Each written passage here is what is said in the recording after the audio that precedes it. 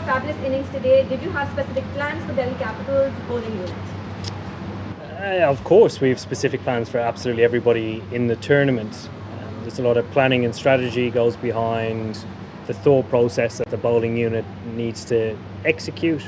We have fantastic backroom staff to do all that information digging, using all the resources, and hopefully aiding everybody who comes into the game. So our coach Brendan McCullum leads that really well, and I think at a ground like Sharjah you need to accept that you have a lot of things going against you, so trying to do the basics as well as you can I think is really important. I think both sides did a reasonable job of that. I think if you look after the game how sides bowled, some bowled okay, but I think it was always going to be a high scoring game when the boundaries are so small and the wicket is so good. Do you think you came in too late, considering you gave KKR a really good chance today? No, I don't think so. I think when you look at our batting lineup, we have a number of match winners in that lineup, so it's a very difficult one to sort of get up the order, particularly when you've a world-class batsman all-rounder in Andre Russell. He's an incredible striker to bowl. When he comes up the order, obviously everybody shifts down a little bit.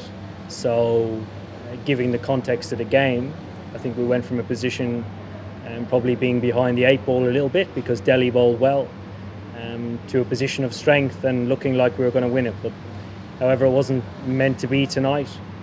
We'll move on. I think we've played some fantastic cricket throughout this tournament so far. I think Delhi have been the team who have looked most promising early on in the tournament. So to come out and produce a fantastic game against them but not get over the line, there are huge positives to take.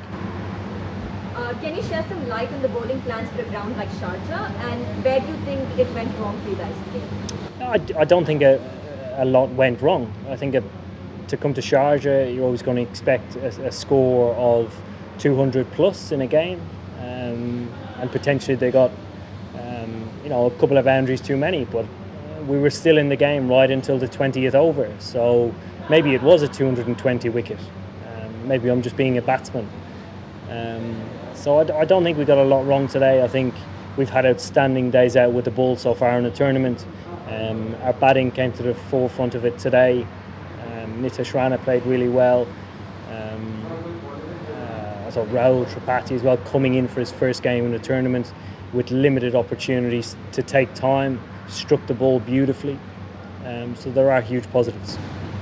Rahul Tripathi has opened early in IPL. Will he back up the order looking at his performance today? Well, I think when he bats down the order and produces something like that, it's almost a more difficult situation to go in.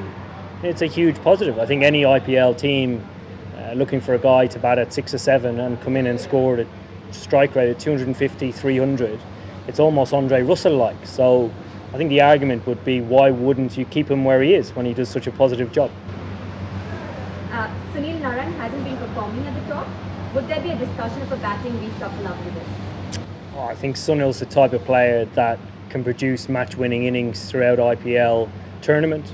I think if you look back at his performances over the years, it hasn't necessarily been a string of runs together. It's been his impact in the game. I think he always takes the positive option, which surmises how we want to play our cricket. The last one for the day. All bowlers other than Russell struggled tonight. What are the focus areas for the bowling unit going forward? Again, very similar question. I think sticking to our basics.